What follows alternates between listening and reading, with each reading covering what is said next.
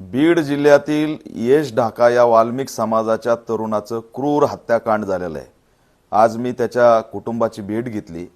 त्याचे वडील, त्याचं पूर्ण कुटुंब अस्वस्थ आहे आणि आम्हाला न्याय मिळाला नाही अशी त्यांची भूमिका आहे। या प्रकरणात 7 ते 8 आरोपी असण्याची शक्यता त्यांनी सांगितलेली। त्या अनुषंगाने बीडचे पोलीस अधीक्षक यांनी सखोल चौकशी करावी।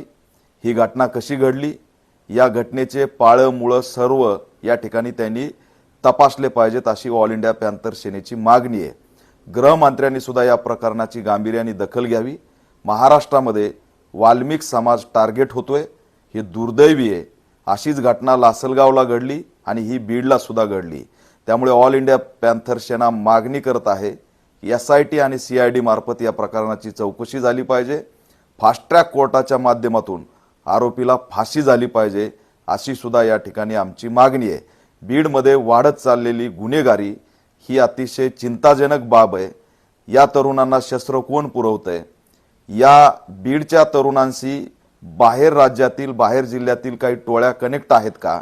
त्या अनुषंगाने सुद्धा पोलिसांनी चौकशी केली पाहिजे आणि राज्य सरकारने या संदर्भात सखोल अशी एक दक्षता घेण्याची गरज आहे। बीडचा कायदा व सुव्यवस्था पूर्णपणे बिघडलेला आहे। गृहमंत्र्यांनी याची नोंद घ्यावी, ही सुद्धा मागणी ऑल इंडिया पॅंथर सेना करत आहे। यात जर न्याय नाही मिळाला तर मात्र तीव्र स्वरूपाचं आंदोलन केल्याशिवाय आम्ही शांत बसणार नाही। कारण